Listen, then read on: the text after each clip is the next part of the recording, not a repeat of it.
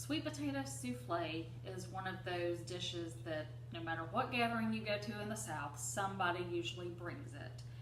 It's either got a brown sugar pecan topping on the top, or it's got marshmallows on the top that have been baked and browned. So one or the other is going to be on top of it, but the filling is just basically the same. And you can make it with canned sweet potatoes or candied yams, or you can make it with fresh sweet potatoes. And the way that I do it is with the fresh, because if you make it with the canned ones, it does end up being soupier, and those are already sweetened. So it's going to make that souffle super sweet. And I hear a little dog in the background, so I'm hoping that she doesn't hear something and get spooked and start barking, because then we have to start over. But you may catch some of it in the background. So I have 3 sweet potatoes. It's 3 cups, but it ended up being 3 sweet potatoes that I baked in the oven for probably an hour. I think I baked them for an hour at 400. And the way I do that is I take a cookie sheet, I lay tinfoil on it just so it doesn't, because these are kind of syrupy when they cook and sticky, so I don't want that on my pan to mess it up. So I lay tinfoil on there, put the potatoes on there, prick them a few times. I don't wrap them in tinfoil, I just leave them open there, and then I put them in the oven and cook them for an hour. Take them out, let them cool completely, and then I just use my hands and just peel them. You don't have to peel them with a knife, because once they're done, that skin's going to soften, and as they cool, it's going to loosen around the potato, so you can just peel it off. I then mash them, and you can add a little bit more, a little bit less. It's not going to make a whole lot of difference. If you do less, then it will tend to be soupy if you don't have enough in there. But I would say three good sized sweet potatoes are going to be plenty. And then you can keep the others and eat them as a side dish or something if you want to do that. So I've got those in here. To those, I'm going to add a cup of sugar, a half a cup of milk,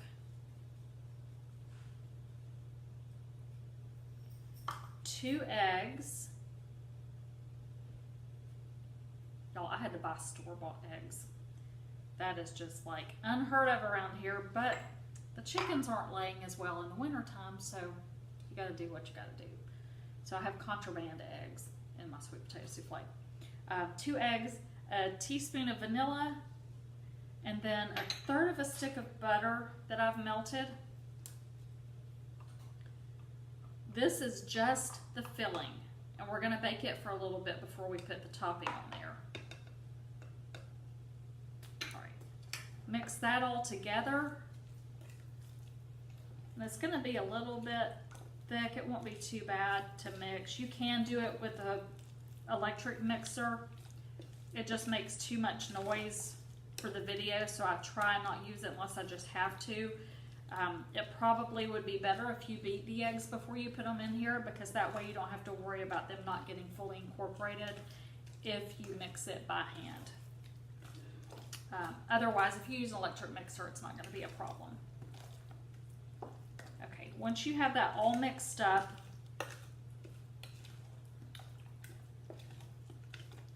and y'all, that topping on it, it just makes it that brown sugar, crunchy, buttery. It's delicious.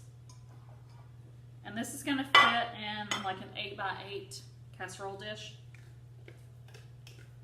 When the recipes say 2-quart casserole, I don't know what size that is. I don't look at the bottom. I can pretty much judge what size it's going to go in once I get it ready. Okay. This is going to go in the oven at 350 for 15 minutes. During that time, we're going to go ahead and we're going to make the topping. The topping for the sweet potato souffle just has a few ingredients. It is going to be really sweet, and it's going to end up being crunchy on top as it cools. You can serve it hot, that's fine. I like it cooled, and I actually eat it as dessert instead of as a side dish. Although some, because I don't like that sweet stuff with my savory stuff, so some people do like it as a side dish, but I will eat, fix my plate, eat, and then I'll come back and get this as dessert, because I'd rather have it as dessert than the pies or cakes or anything else. So I've got 1 cup of light brown sugar, and don't forget, if you store that light brown sugar in a Ziploc bag in your refrigerator. It won't turn into a brick for the next time you want to use it. So it stays really soft that way. It's pliable and easy to measure if you store it that way. So 1 cup of light brown sugar, a 1/2 cup of self-rising flour. If y'all have seen my other videos where I use flour, I only use White Lily.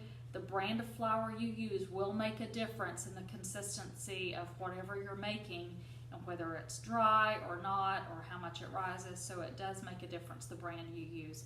So I do use White Lily just because I know that it's going to turn out exactly like I want it every time with the measurements that I have in my recipes. So 1/2 cup of self-rising flour, a stick of margarine that I've melted, or butter actually. I don't use margarine, I only use butter. Margarine's not good for you. Butter's not either, but it's better than the fake margarine. So that's my 2 cents worth. A cup of chopped pecans. So you chop them first, then you measure. You don't measure them and then chop them because your amounts won't be right. And 1 tablespoon of water. And this is quick and easy to mix up while your souffle is in the oven. It's going to come out really thick, and you'll have to spread it on top of the souffle without having it dig down in the souffle because it's not really set yet.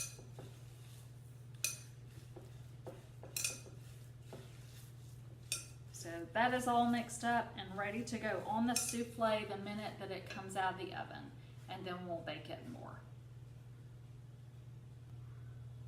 The souffle was in the oven at 350 for 15 minutes, and now we're going to put the topping on it, put it back in the oven for another 15 minutes, and we made this topping while it was in there. If you do this and then you get ready to put the topping on and it's thickened and it's not really spreadable, stick it in the microwave for a minute, and that'll kind of remelt that butter and loosen all that up, and it'll start to melt that brown sugar, and it'll spread a whole lot better.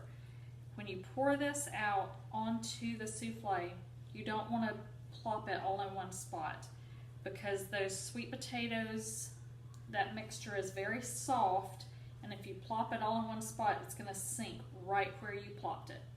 So you want to spread it out a little bit because it's going to make it easier to spread and cover the top without making a mess of what's underneath. Because you have to spread it really gentle. And then once it cooks, that sweet potato mixture will set and it'll firm up.